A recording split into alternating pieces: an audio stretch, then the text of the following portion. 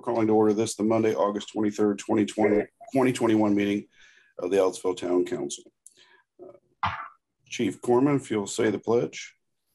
Thank you. I pledge allegiance to the flag of the United States of America and to the republic for which it stands, one nation, under God, indivisible, with liberty and justice for all. Thank you. And Sandy and Amber, once again, mute everyone but the council, please. And Chief Marshall, if you'll do the prayer. Our Heavenly Father, we come again this evening, and again, thank you so much for this town we have. We ask that you continue to bless it and lead us and guide us to see fit. We also that you bless council tonight as they make the decisions that come before them. Be with us throughout the evening. Be with those that lost loved ones. We ask you, thank you in Jesus' name. Amen.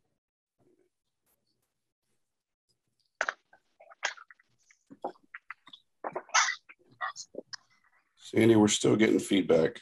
I'm going through the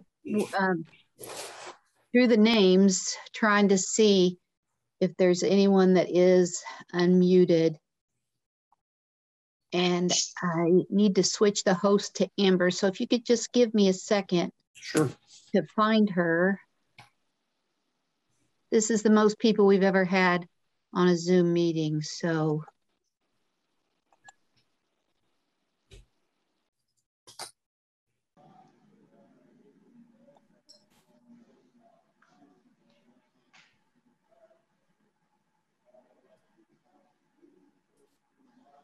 Just let me know when you're ready to proceed. Amber, can you hear me? I admitted her, but I am not seeing her. You can go ahead and start the meeting. I'll just try my best to monitor. And again, I ask if you're not speaking, if you're not a member of the town council, please mute your audio until you speak. Thank you.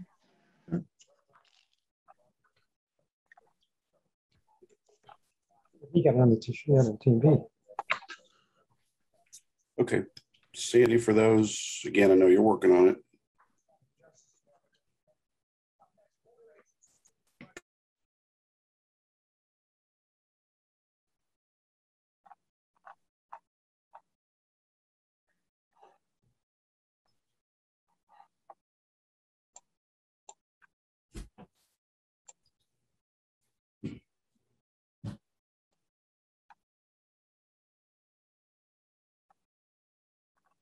I think everyone's muted now.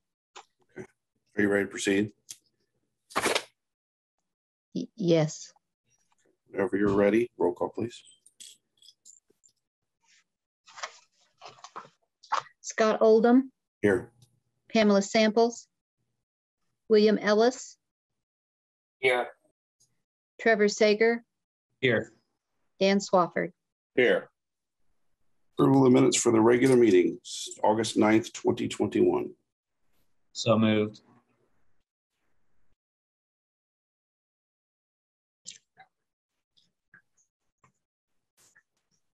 And I'll second it. So whenever you're ready for roll call.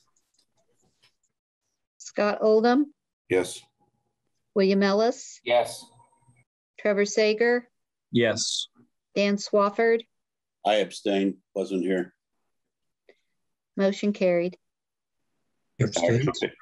Action to pay accounts payable vouchers. Okay, let me just stop everyone here before we go on. We've asked repeatedly for people to mute.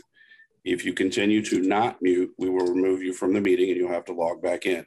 It's as simple as that, folks. We cannot have the continued interruptions. Otherwise, we cannot continue the meeting.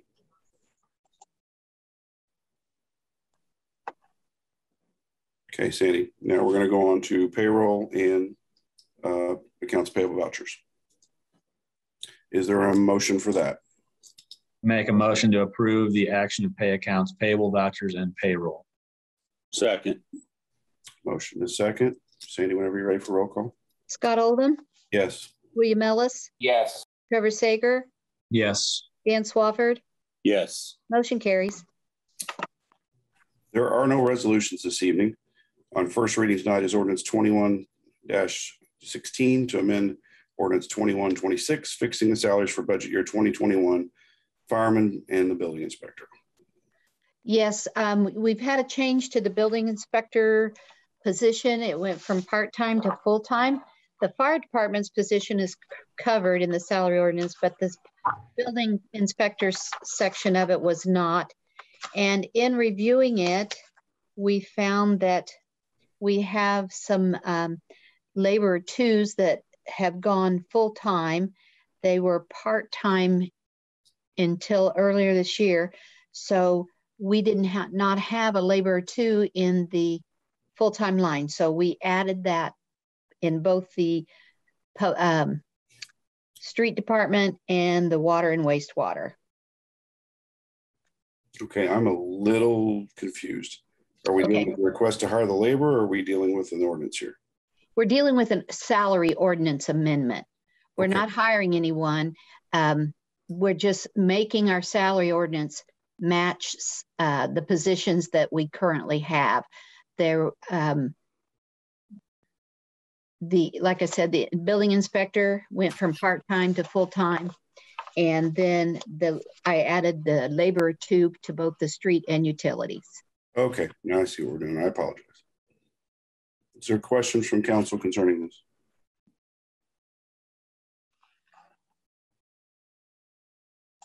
Seeing none, is there a motion from council? Apologize, this is on first reading, so we won't deal with that this evening. It will come back to us at the next meeting. I will ask council's pleasure on the next item, which is an ordinance on second reading.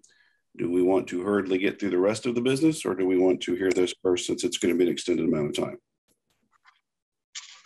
I think we should hear the other stuff first. And I also will make a motion to add something to the agenda for Mike Corman whenever that's appropriate. Okay, does it fit under anything of our normal headings, William? I'm sorry, what was that?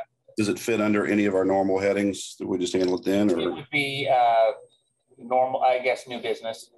Okay. Is the rest of the council all right with going through the rest of the agenda, which will be very quick, and then returning back to the ordinance on second reading? Yes. I'm fine with it. Okay. So if the public will bear with us, we're going to jump down to new business, which is ordinance 2020-29, personnel polling response bans for COVID-19 discussion.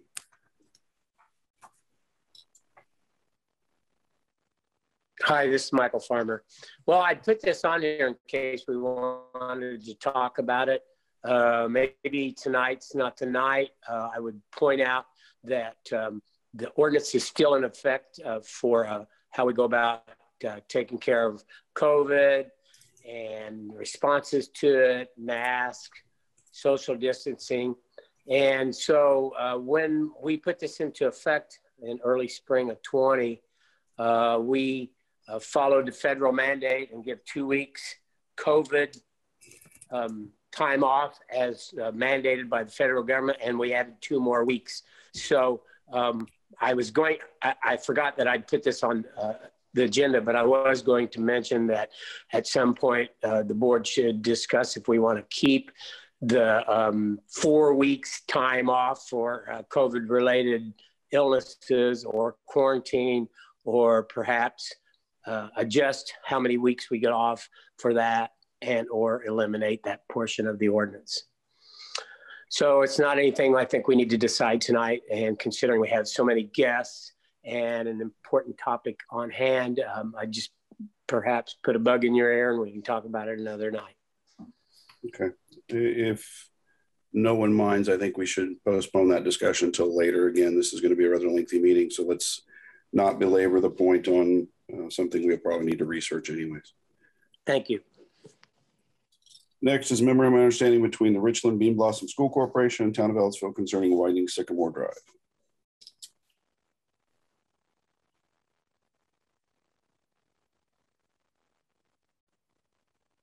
It's my understanding that the town intends to apply for some grant money to widen the section of the street on the west side of Sycamore Drive between West Reeves Road and Colt Drive by 2 feet.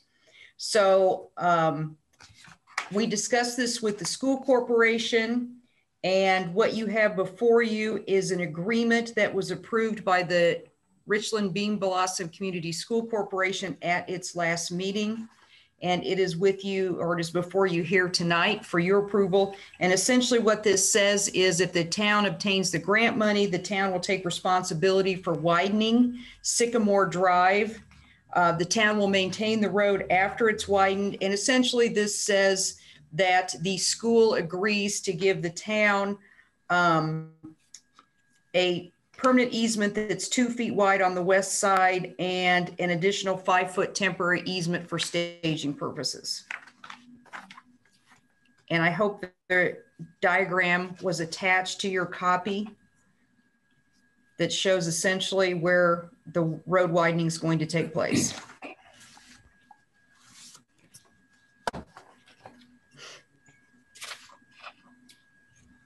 Any questions from council?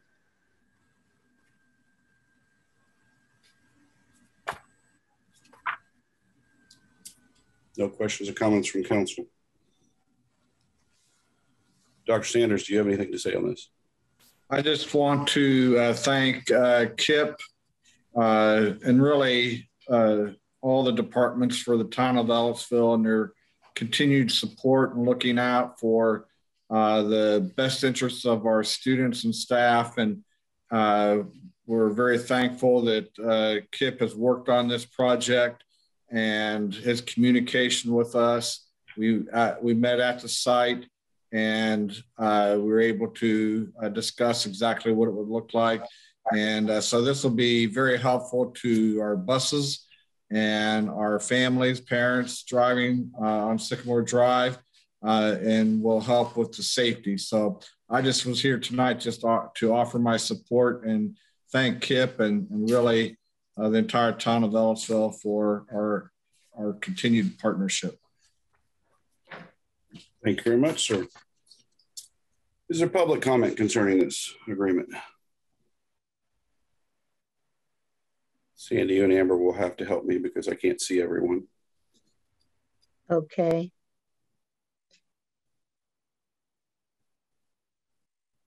I can't see everyone either. Yeah, but from Amber, she doesn't see anyone. Okay, with that said, we'll return back to the council for any potential action.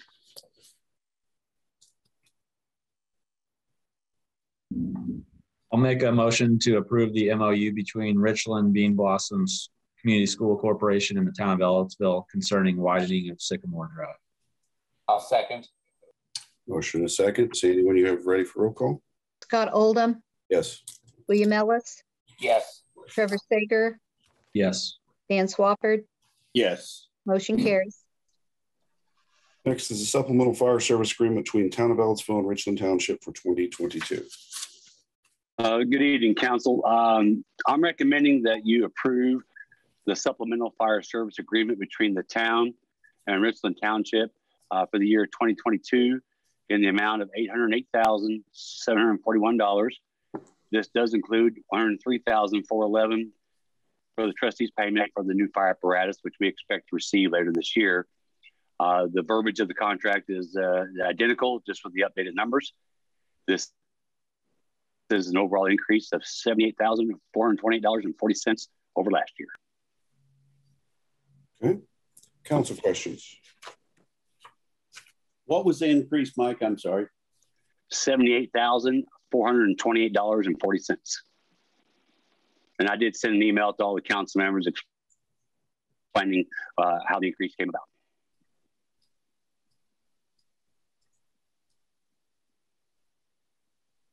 Further council questions? Is there any public comment concerning this?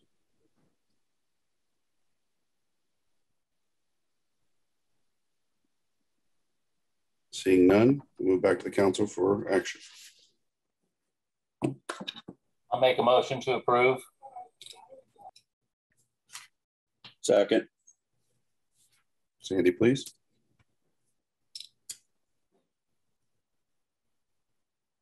Scott Oldham. Yes. William Ellis. Yes. Trevor Sager. Yes. Dan Swafford. Yes. Motion carries. Thank you very much. Also, probably in the next month or two, I should have additional agreements for IU Health Lifeline to finish out the contract this year for 2021, as well as a new contract for the year 2022. We expect that real soon. Thank you. Right. Thank you. Scott? Chief, while you're here, William, do you want to go ahead? Yes.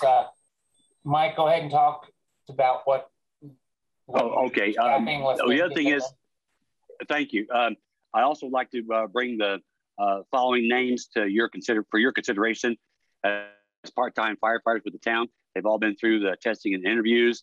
They are for present openings within our budget. They are not new positions. We've had a few regular part-time personnel reduce their hours, along with 2 regular part-time personnel moving on full-time position, which has created a void. We are experiencing some overtime right now. These are needed positions, and I apologize for not getting on the agenda. The names are Brendan Johnson, Alex Prazal, and Ron McManus for part-time firefighters. Okay, thank you, Chief. Council questions? Council action. I'll make a motion to approve them. Second. Sandy, motion a second when you're ready. Scott Oldham, Yes. William Ellis, Yes. Trevor Sager, Yes. Dan Swafford. Yes. Motion carries. Hey, Thank you very much. Yes. I do want to say, I know Alex, you are in the town is a definite plus with him on board. Well, Mike, I apologize. I didn't unmute fast enough when he called for questions. How does this put us where we stand with part-time and full-time now? Well, we still have 9 full-time firefighters that are on the shift. We have 2 administrators. That makes 11 fire suppression full-time personnel. The administrative assistant is full-time. And right now we have about 17 part-time personnel.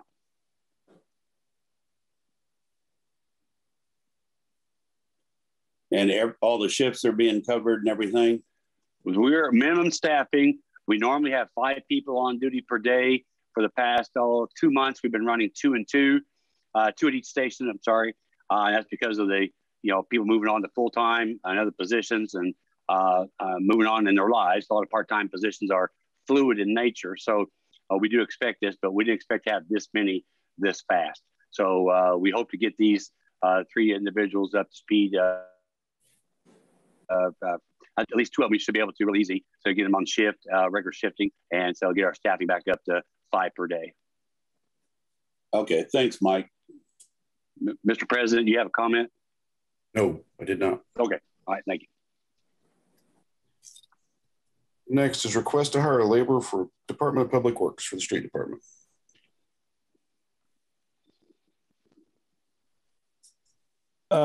We had an opening that I guess came open as we moved up in rank and file within the Department of Public Works Street Division.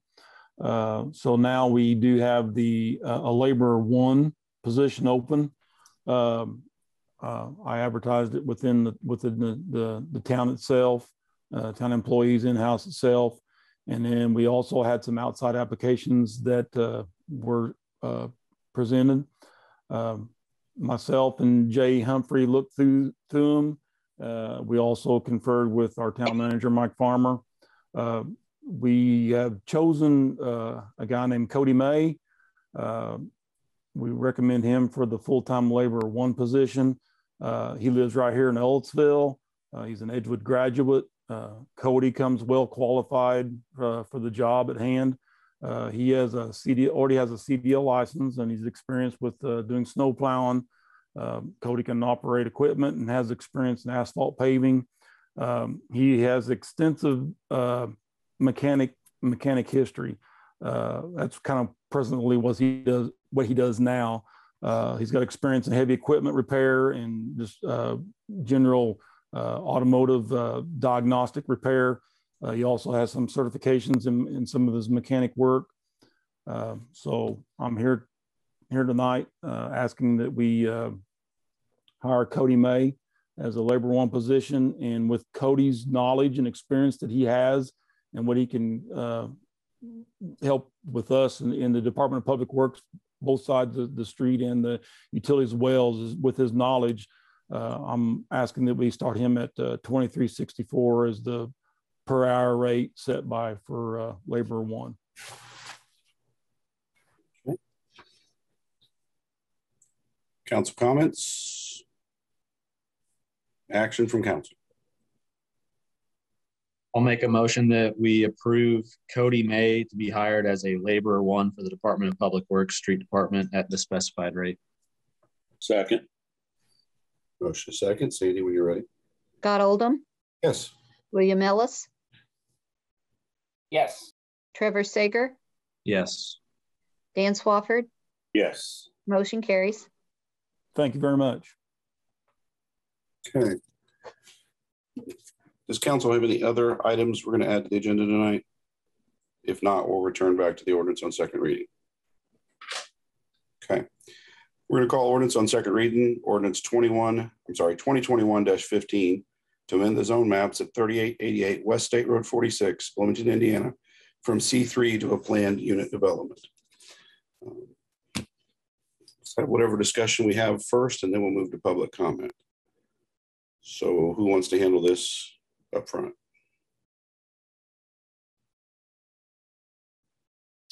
I would like to point out just briefly that I made a couple of changes to the ordinance.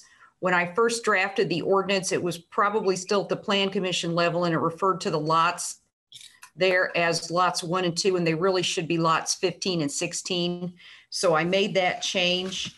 And then I also added a section 3 that says the above described land shall be developed on the lots depicted on the outline plan. And I attached a page from the outline plan, which just shows the basic outline of lots 15 and 16. It does not show the buildings, but I thought it would be helpful just to attach that. And it was something that was included in the petitioner's application. And it was also put on, I still want to call it an overhead, by Kevin Talati at the last town council meeting. So I think everybody's seen that particular map. I've just now attached it to the ordinance as an exhibit. Okay, thank you. Anyone further from council? Okay. Mike, do you have anything? I have nothing. Okay. Kevin Talati, do you have anything on this before we move forward? I don't have anything to add, no. Okay. All right, we're going to move into public comment now. A reminder for everyone that the council has previously established the rules at 3 minutes per person. You'll need to identify yourself by name and address. Is that correct, Sandy? That you need? Not so much address if I just get their name. Okay, their name before speaking. You are limited to 3 minutes in time. Amber will be keeping time, and you will go back on mute automatically at the 3 minute mark. Hey, Scott, I hate to stop you here, but no. I apologize. I thought we were going to overview this too. It's been quite a while since I've heard this. Kind of why I opened it up for everybody. Yeah. So I apologize, but I would definitely love to hear from the developer and Kevin again to kind of overview the whole plan again and go through it if they wouldn't mind. Okay. Before we do that, William, I'm sorry, did I miss you on a comment? Okay. Kevin, can you walk us through this just for everyone? I think everyone's pretty familiar, but just for those who are not. Yeah, okay. This is a request for planned unit development, which in essence is a rezone of the property from commercial 3, which it is now. The petitioners are wanting, excuse me, as part of the PUD to allow apartments by right. There are 6 buildings proposed, and I can let the developers speak to the specifics of it. So I don't have that in front of me right now. Essentially, it's a zoning change to allow apartments, reduces the parking requirements slightly, and there were a couple other little things in there that differ from our zoning ordinance. So it's not a significant change from the C3, but it would be enough to allow them to do the project they want. And again, for clarity for everyone, at C3, this apartment complex can be built, but it has to have commercial on the bottom, correct? Correct. And there is nothing at this point the council would need to do for the developer to build under those C3 conditions. Correct. If they chose to build the apartments with commercial underneath, it would just go through Plan Commission for a development plan approval. But that would almost be automatic, would it not? Yeah, as long as they meet the requirements of the zoning ordinance, yes. Okay. And Kevin, if you don't mind, what were the other conditions for a PUD instead of a C3 besides the commercial? Use-wise, that was the only change. Okay, thank you. Go ahead. Okay. Building, we wanted, sorry, this is Tyler Ridge with the Ridge Group representing the multifamily developer. We wanted to reduce building heights, reduce parking due to our unit blend of studios and 1 bedrooms and 2 bedrooms. And then we also wanted to reduce or not have commercial under the apartments. So those were the 3 exceptions. And how much did you reduce the parking? By how much? And so I apologize. I've been gone for a month here, so I know we went over this in planning, but if you don't mind, I would like to run over and make sure my notes are all correct. Absolutely. So there's 293 total parking spots now. We enhanced the buffer. I actually have a slideshow that if I could get a screen share, I could pull up and kind of walk through the specifics, Dan, if that's helpful. It would be for me. Sandy, can you give him the screen, or not Sandy, Amber, I'm sorry.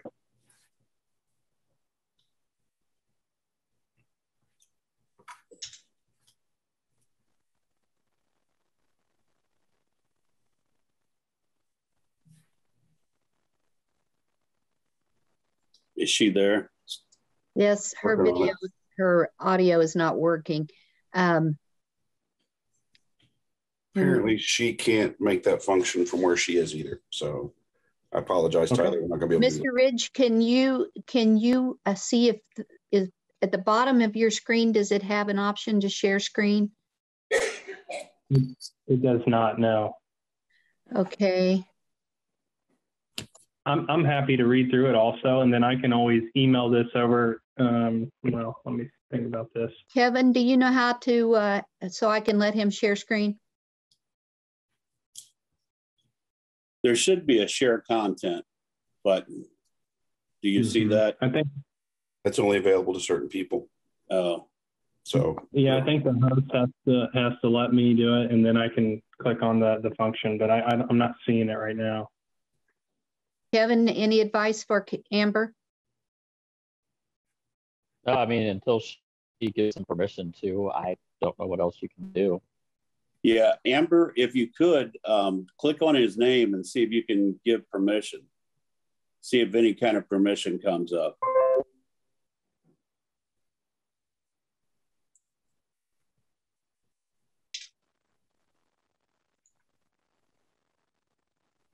Okay, she's having trouble. So if you don't mind, just talk through it. And I apologize. Absolutely. No problem, Dan. So we have 6 identical buildings consisting of 168 market rate luxury apartment units with 293 spots. Of that blend, there's 48 studios, 72 1 bedrooms, and 48 2 bedrooms. That is why we requested reduced parking. Actually, 2 parking spots is not as large, but close enough to our square footage of our studios. So it'd be really difficult for 2 people to live in those. We will have a clubhouse and amenities consisting of 24-hour fitness center, a flex office space, or a large conference room where people can go in and do something similar to this, an indoor-outdoor lounge, a leasing office, coffee bar, and then outdoor park with dog run and covered grill stations would be open to the community as a whole and not just our tenants. Finishes include access control and CCTV in the interior and exterior. So controlled entries, cameras for safety. Stainless steel appliances are provided in every unit: stove, refrigerator, dishwasher, microwave. Laundry centers, there'll be front load or an upgraded laundry center in the 2 bedrooms. So every 2 bedroom will have a front load washer and dryer. Each unit will have a patio or balcony or Juliet balcony where they can open up a double door and have fresh air. Central heating and air conditioning, granite or quartz countertops throughout, that's kitchen and bathrooms, LED light fixtures throughout, luxury vinyl plank or LVP flooring, valet trash service, and high-speed internet. I can go over a little bit, Dan, if you'd like, about the market study and the location of why we've chosen this specific site. I did do that last meeting, if you're interested. Yeah, if you could just, you know, kind of touch on the high topics of it and go there, and actually your price point too, if you don't mind, and let me know what you're kind of trying to drag in to the apartment, not drag in, but what you're trying to attract. Okay, yeah, our target audience is young professionals. So the target market to be served includes housing for 1 to 4 persons with income levels from $25,337 to $94,500. Industry standards are that a household cannot pay more than 35% of their income on rent or mortgage payments. So with all that data, and I have a pretty extensive market package that I could send your way. There we go. Looks like they're pulling up some stuff. But according to this data, they pull comps from surrounding properties, and then they also take a lot of what people do for a living into account. The total absorption period is expected to be 12 to 13 months on this project, confirming its very strong and needed demand or for alternative housing at this location. So for 168 units to fill up in a year is extremely good. They said something similar on a Bloomington project we just completed, Element at the Mill, and they were right on. Within a year, we were 100% occupied. So there's a need for these apartments at a rent that is consistent with the income of early career professionals or single parent families. Attraction and retention of these types of tenants are very important to economic development. You not only get people starting jobs there, but then they can upgrade to a house. Not everyone can afford a house right out of school. The unit sizes and types are attractive to young employed professionals that desire a more comfortable, mature setting in a neighborhood setting and not necessarily downtown living or urban environment. We do require background checks for each applicant against criminal history and sex offender databases. So that's a requirement of our management company that they get through those. Project timeline, I think this is important also. Sorry, I just lost my slide here.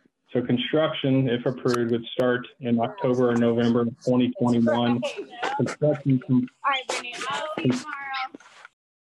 All right, if you could hold for a second. I'm sorry, I found it on here, but there's so much information. There was a whole traffic study ahead of it. Mr. Ridge, where would you like to start? This is your outline plan. So my presentation is slightly different. You're going to get into tree types, plant types, and all of that there. It's pretty long. So that's the site. The 2 lots we're talking about are lot 15 and lot 16.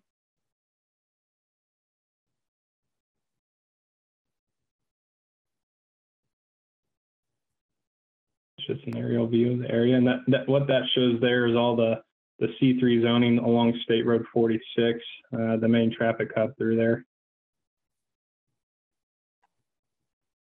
And those again are lots. That is a conceptual site plan. Those are the 6 identical buildings I mentioned, the 293 parking spots.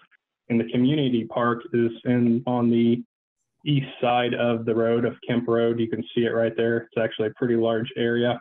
That's where we would do dog run, bocce ball courts, grills, stuff of that nature for the community. And then the clubhouse, sorry, Sandy, the clubhouse is up a little bit on the northwest portion. Yeah, correct. Thank you. And then that is the conceptual image of the building. So very modern, clean edges, condensing units up on the roof to eliminate noise, as well as the function. That's what we like to see. That is the clubhouse rendering. You can see those accordion doors. Well, they'll actually open and become an indoor-outdoor space, so people can rent that space free of charge. You just rent out a block of time. So if you want to have a birthday party or anything of that nature, there'll be TVs and billiards and stuff in there where you can go indoor, outdoor, kids can run around and stuff of that nature. That's all I have. Okay. And then I'll go back to project timelines real quick, Dan. So we're looking to start October, November of 2021, just depending on when we can get through state release. Construction completion would then be March or April of 2023. And then stabilization or 95% occupancy per the market study would be within the next 12 to 13 months or by May of 2024. So you're really going to see the impact of this in May of 2024.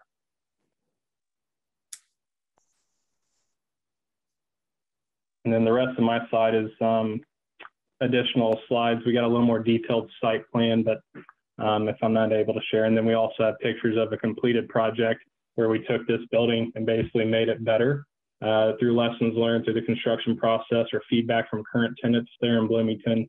Like I said, these buildings are a little over a year old, so we just duplicated the blueprints and made them hopefully defect-free.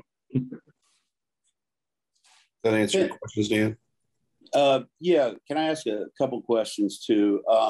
Why no commercial? Are those front commercial lots, are those your lots or are they someone else's? The commercial lots up front are someone else's. They're part of the master development group. So they are not ours. We own the 2 lots only and not even the road that goes in between the lots. We're just the two lots that Sandy showed. Okay, and I'm sure this question's been asked, but why don't you want commercial in the bottom of these?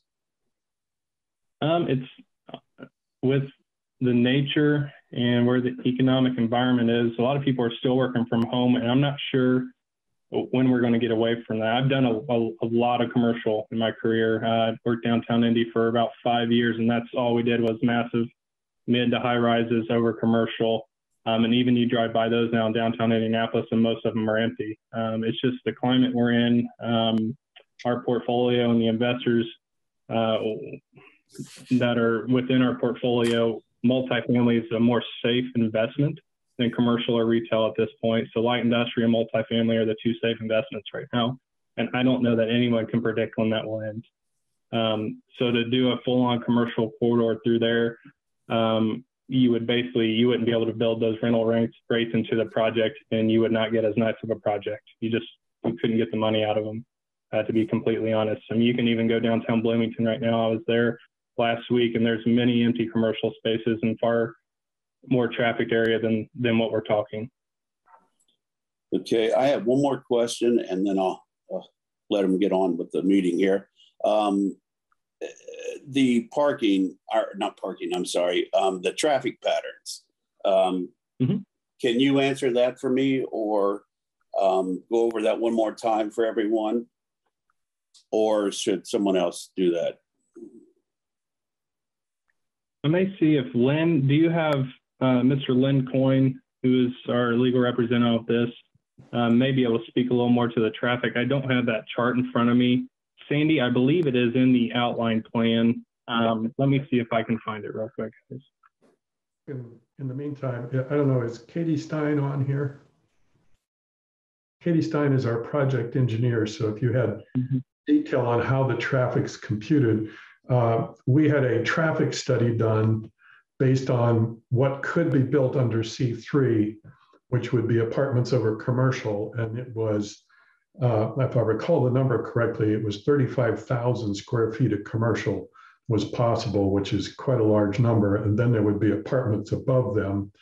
And we had the traffic engineering firm analyze that as compared to the project we're asking to put in there. And there was approximately a 70% reduction in those numbers from what C3 would permit and what we're asking for. And I know there was some question about how that's done. And Katie Stein, our engineer, knows the ins and outs of that. You know, what is a peak hour and when traffic moves and those kind of things. but that's what the consultant gave back to us comparing the two projects. So based on that, at those peak hours, it looked like a 70% reduction by what we're proposing. Okay, and I actually remember those numbers, and I have them right here. But I'm more concerned of the pattern, the traffic pattern, and not the count at this moment. Oh, okay. I'm sorry, I misunderstood you. That's all right. That's all right. It's good to know everything, though.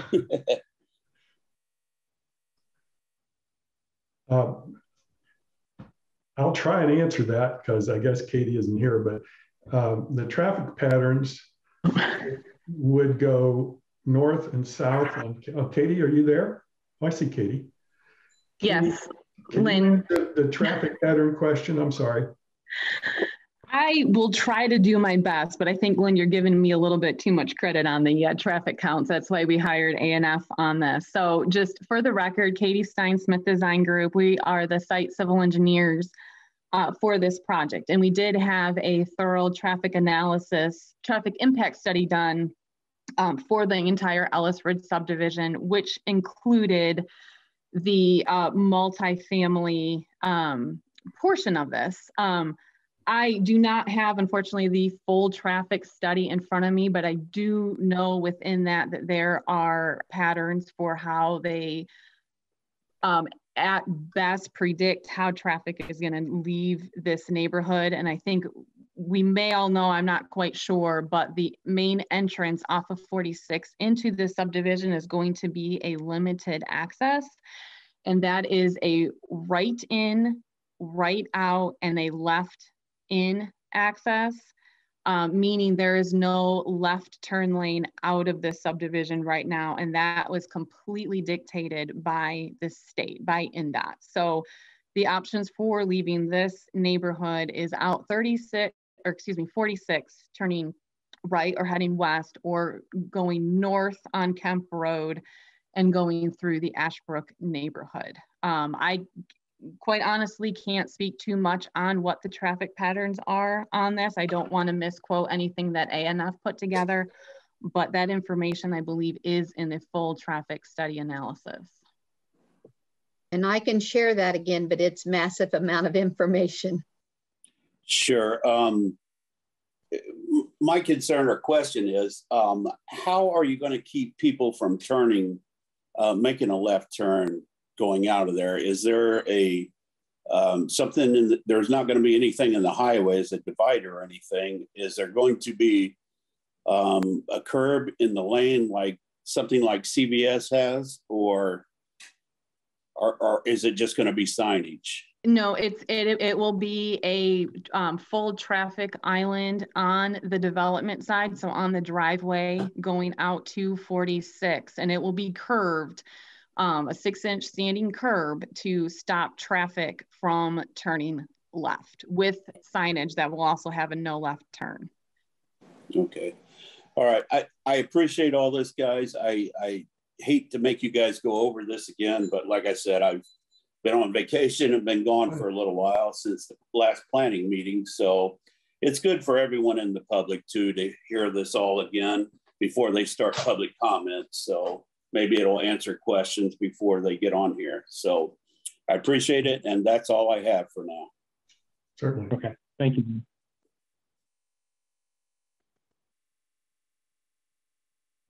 Are there other council members with questions or comments? Okay, so we're going to move to public comment. Again, you have 3-minute time limit. Wait to be recognized, and we will go forward from there. At 3 minutes, you will automatically go back on mute. So for those who want to speak, if you'll go ahead and use the raise hand function, and Amber will begin to indicate to me in the order she sees them who they are. You need to identify yourself whenever you begin to speak and go from there. Is that all we need, Sandy, from your perspective? Yes. Okay, so if those who want to speak, if you'll begin with the indicate hand function, Amber, if you'll just start giving me names and we will recognize those folks as they wish to speak.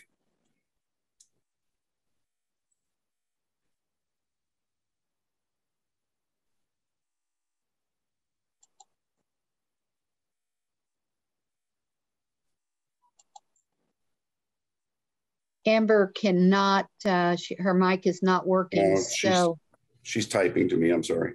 Okay, thank you. So far, we have no one who wants to make public comment. I see a hand up, Brian Thomas. Okay, Brian Thomas will recognize you for 3 minutes.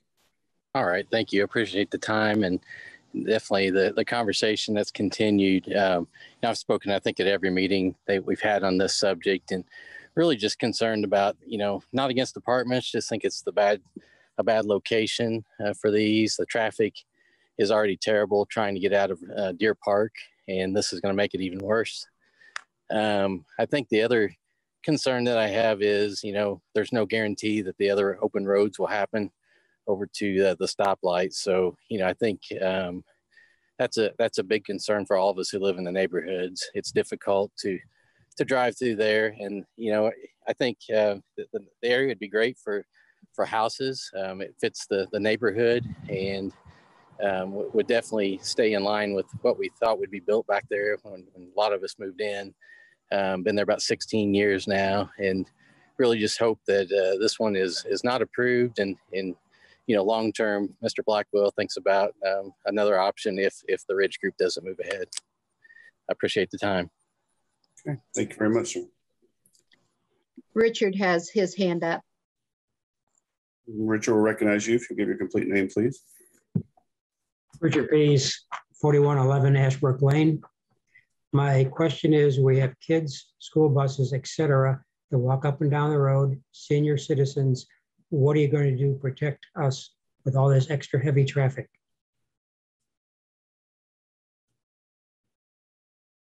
We have no sidewalks. Just have to keep talking.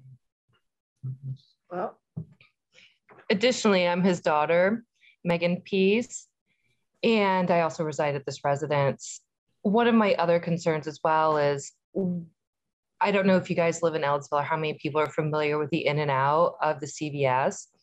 However, if you just sit there and watch in a common day, the forced left and right hand turn, which is the proposed curbing or flow of traffic for this addition, isn't really effective. In addition to that, people are going to pull out to the middle lane. We do it in our own neighborhood out of Spring Valley all the time. So I don't know if you guys are familiar over there, is it Arlington or Templeton, when you're headed on the bypass toward the stadium, they put all these cones up to dictate left hands and right turns traffic. And people move into the center lane over there in 46 and the bypass all the time to turn back over there where that school's at, that condo, that Super 8 hotel. So I just don't think that this traffic pattern is going to be very effective. In addition, what's going to stop them from going through Ashbrook? Because that already gets backed up. And my final comment, we have two stops. We have a couple of stop signs getting onto Ashbrook and getting off of Ashbrook to go down to 46. Nobody pays any attention to them. Apparently we don't have any law enforcement with those. I've complained, other neighbors have complained in the past because there's children out there sometimes and school buses, etc. That's all I have to say for right now. Okay, thank you. Linda Summers, you'll be next. I forgot to unmute. Hi. Good evening, council members. I most likely had a very different weekend from yours. I chose to knock on 70 doors in the Spring Valley subdivision, requesting signatures to support a no vote from you on amending the zoning maps at 3888 West State Road 46. Several neighbors weren't home or chose not to answer the door, perhaps, and 2 wanted more information. However, before this meeting, I submitted 50 signatures to you from concerned neighbors. All 50 are concerned about the extra traffic from the 168 apartments and possibly commercial properties, although I'm not sure now after listening to this presentation, traveling the narrow roads of Spring Valley and the danger to the people and pets living here. I spoke with a 93-year-old woman, her name is Anna, and she said that it's already difficult for her to get out on 46, and many times she will turn right at Deer Park onto 46 and then somewhere turn around when she's headed towards Bloomington. This is only going to increase with the traffic. There's already some backup of vehicles waiting on Deer Park to turn left or right onto 46. And I know that there are apartments that are condos that are being built between the gas station and Starbucks. So that's going to add to it. And I know that the 14 single homes have already been approved, which is fine. I don't think anybody has a problem with that. But the vehicles from 168 apartments is going to be quite an issue. When I talked to these 50 people, they were more than happy to tell me about their concerns. And I've made some notes and listed some of them. Of course, number one was the traffic, not only on Spring Valley, with the traffic going up Kemp Road and then down Ashbrook and then down Deer Park to get out on 46 because they can't make a left-hand turn.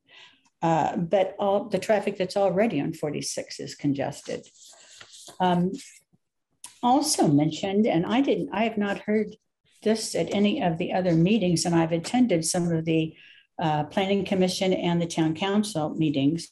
People talked about water runoff and sewage volume. And even though these apartments are beautiful to look at, I mean, I'd be happy to live in one of them. They sound very nice. The whole addition sounds great. Nobody's talking about the impact of this addition on the people that are already living here. And we've been here. I've been here for 28 years. I've talked to people that have been here for 40 years, et cetera, et cetera. Okay, Ms. Summers, I'm sorry, your time has expired. Okay, I believe the next one we have is Thomas. Thomas, we'll need your complete name, please. Can you hear me? Yes. Okay, Thomas Poonamore. I live on Ashbrook. I've been down here 30 years. And first of all, I'd like to say I was really disappointed when I heard at one of the meetings that the property was actually rezoned for C3 where someone can put an amusement park in there. I didn't even know that. I mean, no neighbors I know were notified that possible amusement park can go in down the street. I don't understand that one bit. The other thing is that the 168 apartments will, unlike everyone else, will create a traffic mess. Ashbrook, as you know, has a hill to it. As you're going off the Deer Park, it curves to the right and ventures up a hill. Very dangerous, especially in the wintertime.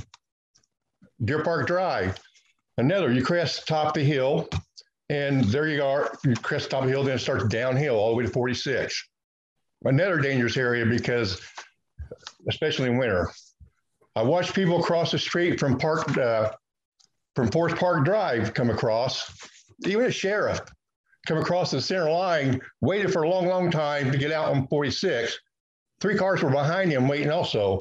He got out in the center lane, drove all the way down west until the gas station, and then pulled out on 46.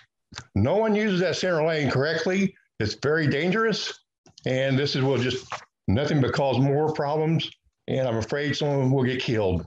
Thank you. I hope you will not approve this. Thank you, Thomas. Nick, and I apologize, I cannot pronounce your last name. Breel? Brell. Brell. Yeah, good enough. So my name is Nick Brell. I live at the property that is just east of this. It's on the eastern border of this property. We've heard from I've spoken at a lot of these meetings, and a lot of people have raised their concerns about traffic and the impact on single family homeowners in the area. I'd like to just revisit a couple things I talked about at the last meeting. So namely that these apartments just do not belong in Ellettsville. All that is really being accomplished by constructing these apartments is adding to and drawing renters away from the over 20,000 units that already exist in Bloomington City. There's, if you look at the city of Bloomington, 54% of the housing units are rentals. 50% are multi-unit and 65% are rentals. And, I think that the people of Ellettsville and you as our elected and appointed representatives are being asked to make a decision that that's what is in the best interest of our town. And do we want to become an urban community that caters to transient renters and seeks higher higher density housing, or do we want to preserve our small town feel and close-knit neighborhoods of single-family homeowners? There's also a question about who benefits from multifamily housing and who benefits from single-family homes. I talked at the last meeting that the amount that we were told in December for a one-bedroom apartment was $965. If you go to the Indiana Members Credit Union and you talk to their bankers, you use their online calculators, you can find out that with 10% down, you can buy a $250,000 home. And even after just as little as 1.2 years, that you actually will have, so your monthly payment is less than $965 if you buy a $250,000 home with 10% down on a 30-year fixed rate mortgage. And if you add in like all of the taxes and all of the other associated fees, even the realtor to sell it at the end, you break even after 1.2 years. So this really becomes an issue of what is best for our community. If you have, if you build homes between, $175,000 to $250,000, you are uplifting the community. You're providing an opportunity for people to join the middle class, and I think that should be a function of our government. Is to try to encourage home ownership, because renting is throwing your money away. It just lines the pockets of the already wealthy and privileged. So my second point, and I might kick it off soon, is that we've heard a lot about what government can, what this committee and what the Planning Commission can do and what developers can do by right. And I would just like to, give my view that government is in place. Nick, I apologize. Your time was up. Right now, we're not seeing anyone else with hands up. Is there anyone else who wants to make comment under the public comment portion of this? If so, please say so now. Okay, Andrew Dollinger, is that how you say it? Close enough. It's Andrew Dogner. Okay. Yes, I'm Andrew Dogner. I'm one of the homeowners in Spring Valley. And, unfortunately, I feel like I do need to echo the point that so many others have made. Traffic is definitely a concern. All we have in Spring Valley is a street, and adding in more traffic flow along 46 people are gonna need to turn around somewhere. And so it's gonna send more and more traffic up and down our neighborhoods where people don't even have a safe place to walk. I myself walk every morning, just to get some daily exercise. And I have to be cognizant of where cars are so that I don't get hit. And sending more traffic that way is gonna be a problem. People don't already obey the traffic signs, that are up, the stop signs and such. And it does create a dangerous situation. There are families in this neighborhood that I'm sure they would like it, that they don't have to worry as much, that they can tell their kids, hey, stay on the sidewalk at least, and you won't get hit and killed by some crazy driver who's not paying attention on their phone, whatnot. Another concern I have is I own one of the properties that is on a water runoff. And because of what the policies are here in Monroe County, I'm responsible for maintaining that. And with this development going upstream, I'm even more concerned about the ecological impact to my property and some of the properties along that feed into that water runoff, because we have to take care of that at our own expense. I've lived at this property for not very long, and yet I've already had to invest in riprap and other preventative measures to keep my backyard from eroding away. And I'm very concerned about what this will ultimately do to the values of different homeowners' properties along that route. And that's pretty much all I have to say. So I would urge you to vote no, or at least to try to put in more safeguards for the homeowners that are at least in this area. We all know that there are issues with affordable housing and with wanting to, just make good decisions for the community around here. We have to make sure that whatever we're going to attempt to do and whatever you're going to approve, we don't create more problems or exacerbate current problems even worse with an attempt to, with whatever the solutions are at hand. Thank you. Thank you. Is there anyone else?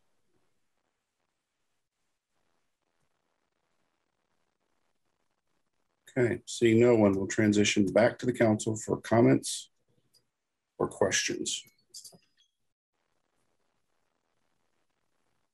I'll address something that was in chat from Russell.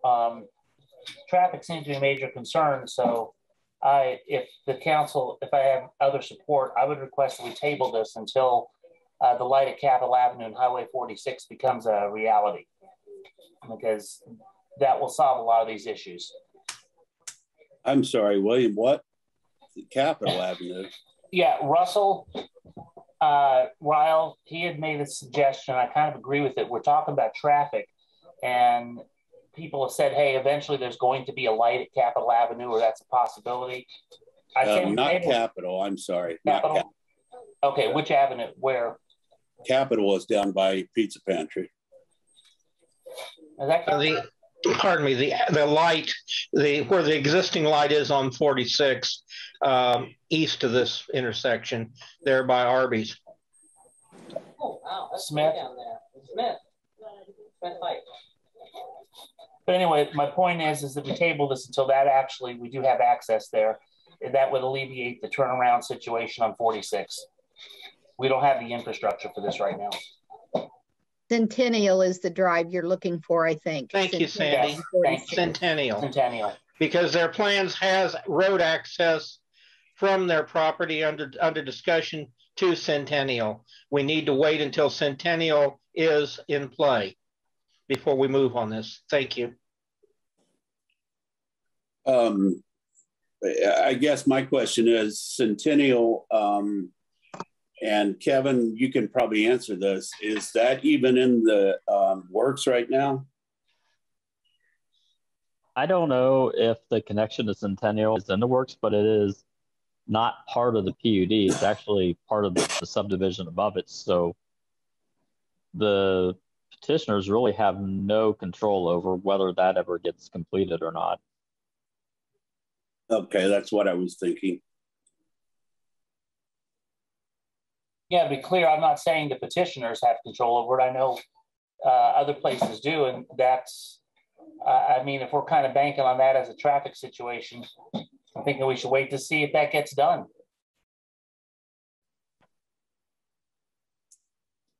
And William, I can really appreciate that because I'm very concerned about the traffic myself. However, everyone also has to realize that something could go in there under a C3 that we would have no control over.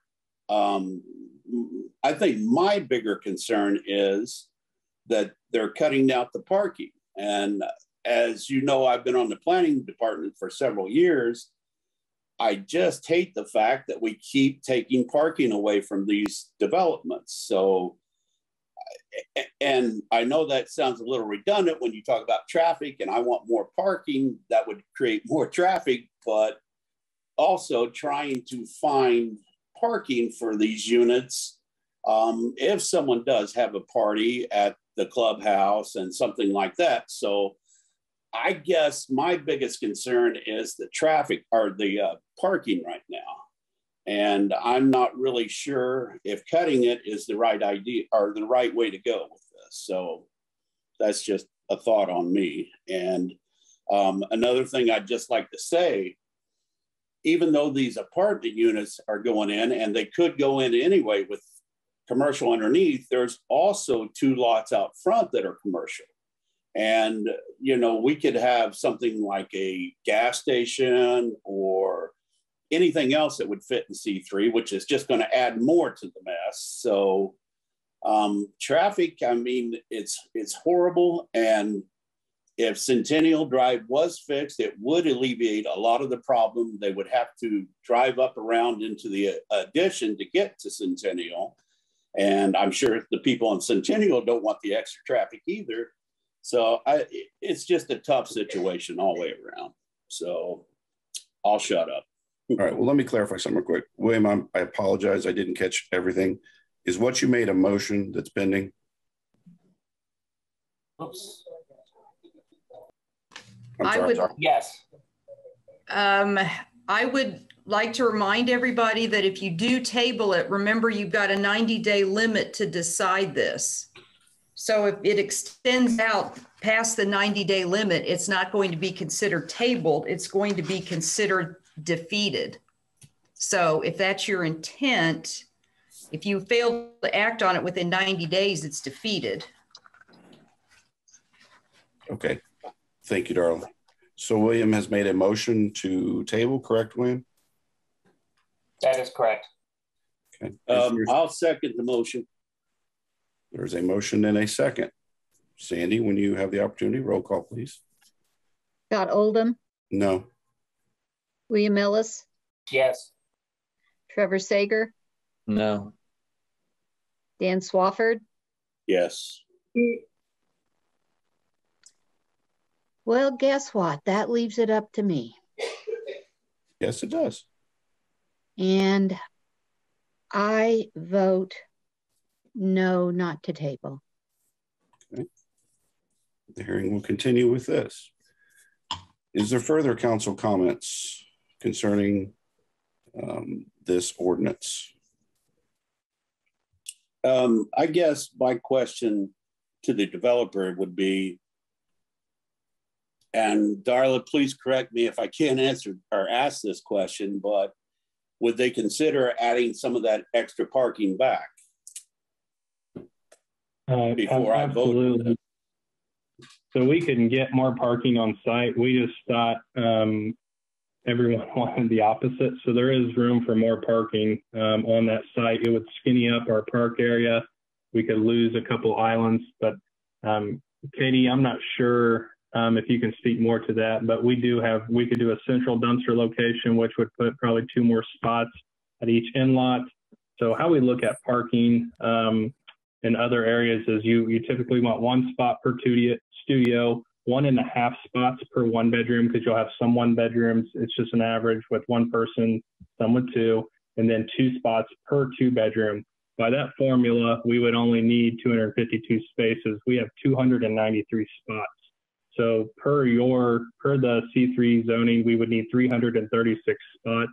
I think we could get fairly close to that by skinnying up the park, shrinking the size of the clubhouse, which has pretty substantial parking around it, doing a central dumpster location, things of that nature. But there are ways to increase parking on the site, yes.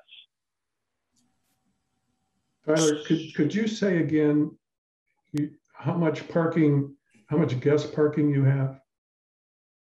We would be, as a developer, we would be happy with 252 parking spaces. We would be very comfortable that that would fulfill the needs. We now have 293 current spots shown. Okay. The town would want 336 parking spots. Okay. So Darla, can I ask a quick question? If we're asking for this change and they make the change, does that not alter the plan and it goes back to the plan commission to start all over again?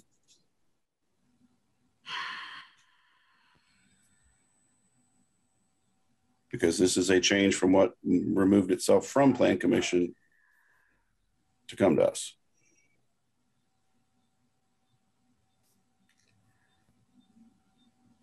Well, I don't think it goes back to the plan commission because I don't consider that a substantial, I mean, I'd be interested in Kevin's opinion, but here's the thing. The town council is allowed to impose reasonable conditions that the developer has control over and or ask the developer to make certain commitments. Okay. So I don't see this as really a fundamental change in the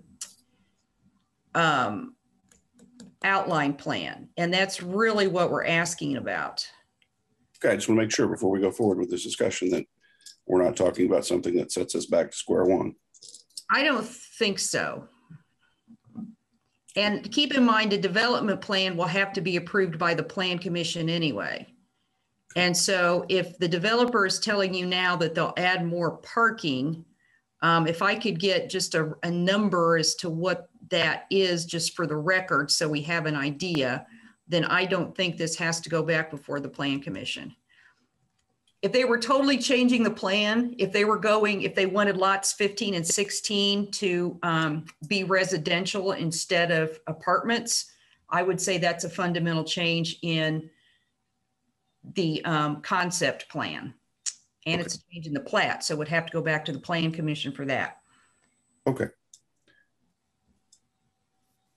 Is there other council comments, or Dan, well, either one, did I cut you guys off? I guess Darla made a good point. Maybe we should hear from Kevin if he has anything to add to that. I agree with what Darla said. I think that council does have the authority to add conditions as needed without this going back to Plan Commission, since it's not a severe change to the plan. Other council. Okay. So I'm sorry, Scott. I didn't mean to cut you off. So my question is, Darla, then do they have to submit this in writing, or can this be agreed on verbally, or? There are some cases out there that say if it would be helpful if it's in writing, but if a developer makes a commitment on the record at an open meeting and it's clear that the town council is accepting or agreeing to do the rezone because of that commitment, they're locked in, which is why I'd like to get a minimum number of parking spaces that you think you can increase it to. And then, Mr. Ridge, when you go back to the Plan Commission for the development plan, if you can squeegee more in, that'd be great. Does that make sense? Okay. Well, real quick before the answer, with all respect, Dan, I'm not sure that I support adding more parking spaces down that road. So, I mean, if we need to have that discussion before we do anything else, or however you want to do that, I just don't know that I see that as a particularly grand idea. Well, and I can appreciate that, Scott. But how do we go about doing that? I mean, really, so that means we would have to go back to the developer or have them come to us, or how? No, I think honestly, or just vote on it as is. Well, you'd almost have to vote on it as is. But I mean, if William and Trevor, the majority of the council wants to go one way, I mean, I'll bend. I just don't know that we need to necessarily start imposing conditions. And again, no disrespect, based upon the whims of one council member when all four are present. I totally agree. I'm fine with the plans as is, Scott. William, do you want to weigh in here at all? I'm not happy with the plans, period. So I don't think my opinion really matters. Okay. All right. I did some quick math and I hope it helps. So we're looking at it as we have 41 guest spaces right now. I just looked at the site plan. I think we could easily, if the direction you guys want to go, add 15 to 20 spaces to kind of meet in the middle, not reach that 336. We could, if we got rid of the park, get very close to that, but maybe meet in the middle at 310 spots, 315 spots from the 293. But just food for thought. But right now we do have 41 guest spaces. So.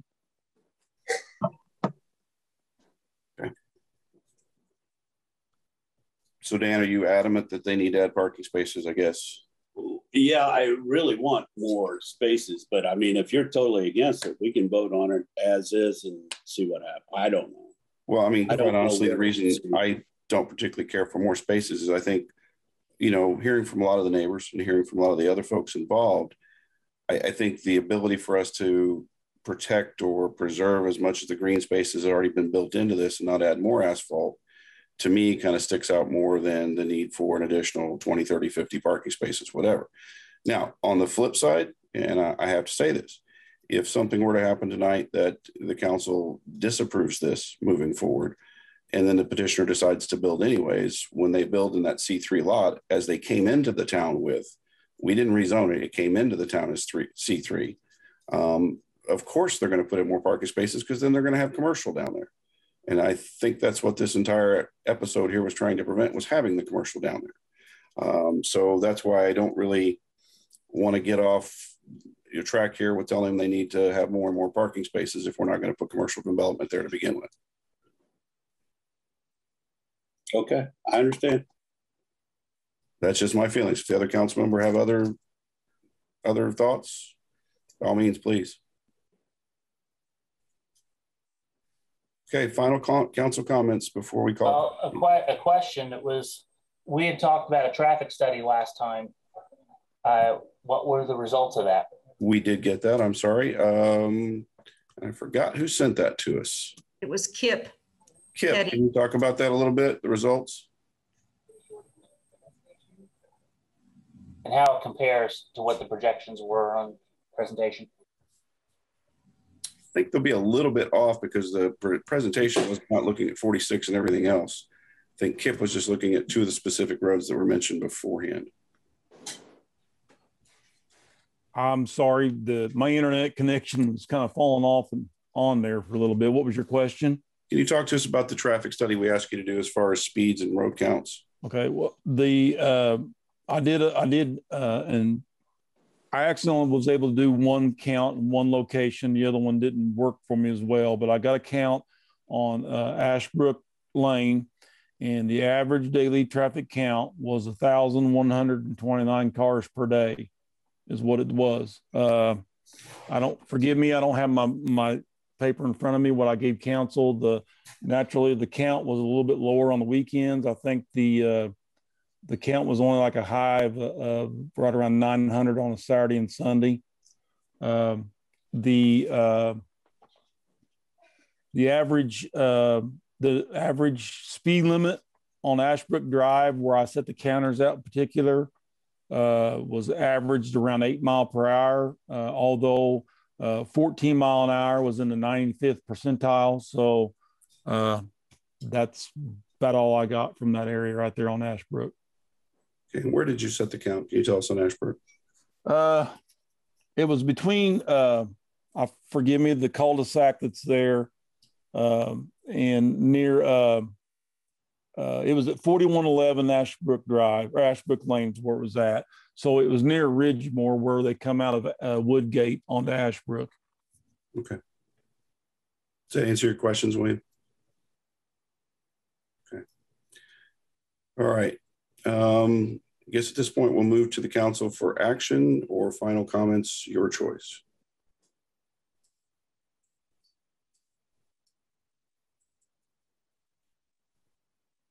I'll make a motion to approve ordinance 2021-15 to amend the zone maps at 3888 West State Road 46, Bloomington, Indiana, from C3 to a planned unit development. There's a motion. Just so we're clear, it's your Trevor's moving to approve the ordinance as I amended it with lots 15 and 16 in there. And there's no condition with regard to additional parking, correct? You're just moving to approve it as is. Correct. Okay, thank you. And I'll second the motion so that we get the vote moved forward. Sandy, when you're ready, please. Scott Oldham. I'll be supporting this and voting yes, and I'll give you a quick reason in the fact that when this property came into the town, it came in as C3. The developer has followed every rule and ordinance as has been prescribed. They can legally go in and build the apartments with or without our permission with commercial underneath of it at this point. I think they're showing their due diligence in addressing some concerns with traffic and other issues with downgrading that to the degree they are and not asking for the commercial. So my vote for this will be yes. William Ellis. My vote's no, and I'll real quick add that I suggest to the people watching this and the ones concerned, we all have to get involved with planning. When this stuff is changed, I know this came into the city or the town as C3, and there's some confusion over that I see in the chat. I don't think we rezoned it, but we can get some clarification on that here in a second.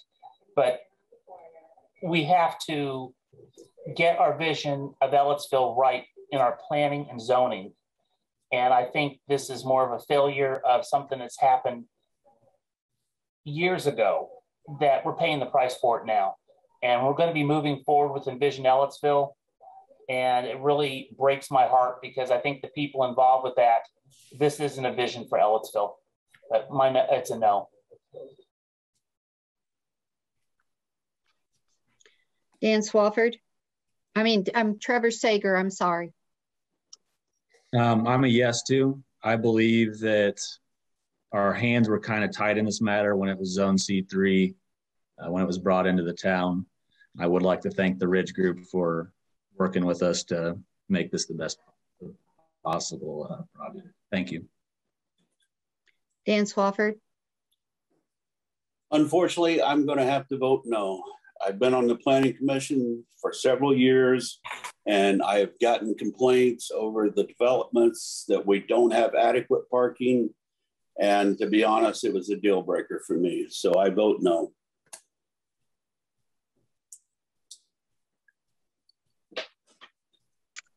Sandy, you'll be the tiebreaker.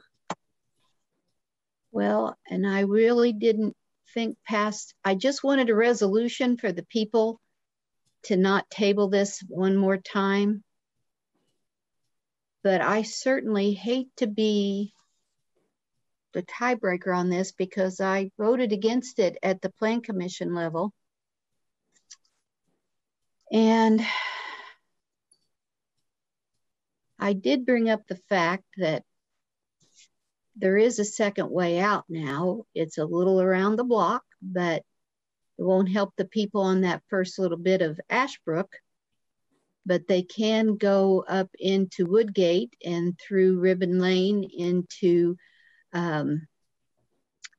Raymond Moore's subdivision. I don't think the blacktop is down on that little piece yet, but the curb work is done according to Kevin Talati. I asked him just today.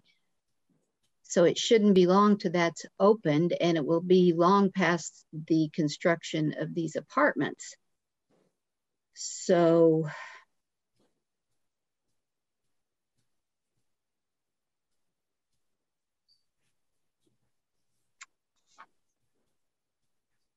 I just don't know if I can handle the burden of this final vote. Being the clerk treasurer and not a council member, what does that do, Darla, if I abstain?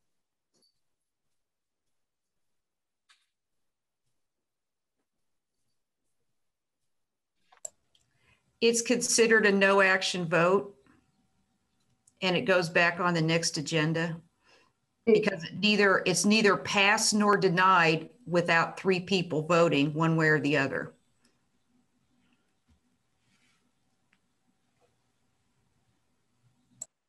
Well, this is such an important decision, and I'm elected to take care of the town's money, not make these type of decisions. So I apologize, but for my lack of assertiveness, but I think I'm going to abstain.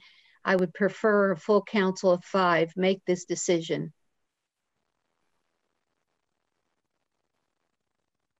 Okay, then this will reset for the next meeting. Hopefully we'll have a full council at that point in time.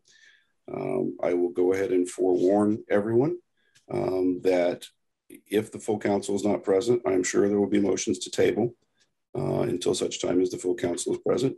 We have had to delay this to make sure that happens, so that's probably what will continue to happen until the full council is available to vote on this issue. Further council comments about this before we go on to the next part of our agenda? Okay, and we're going to move down now to privilege of the floor.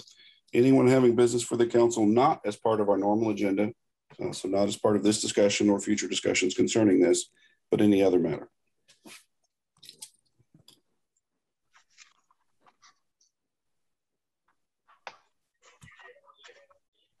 Seeing none, we'll move to supervisor comments. Russ has got his hand up. I'm sorry, Russ, I did not see you.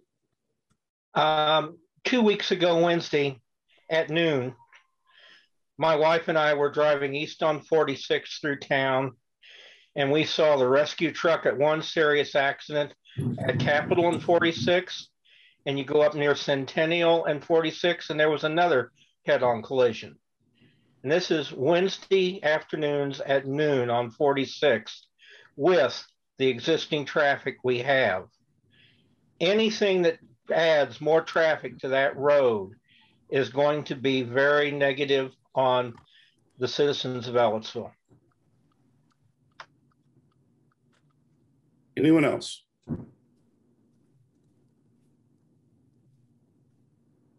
Okay, again, I don't see anyone, so we're going to move now to supervisor comments. I'm good, thank you. I'm good, thank you. I'm good too. I'm good as well. I have nothing. Oh, go ahead, Kim. No, Kim? I was saying the same thing you was. I'm good too, nothing. Kevin, you're the last one to refuse. I don't have anything. Okay, moving now to council comments. I just hate the fact that I'm going to state this. I do appreciate you guys waiting around for me to vote. I do want to apologize to the developer and everyone concerned, but I've had these vacations planned for a very long time. So I was definitely going to miss the last two meetings. So I just wanted to apologize, and hopefully we can get a full council on this and go from there. And I'll warn everybody now, coming up and towards the end of September, I'm going to be on a cruise and won't be able to. So if we table it too long, then I'm going to be missing. But I'm giving you forewarning. And I thank everybody for coming. I really do. Charlotte, when did our clock start running on this issue the first time we heard it?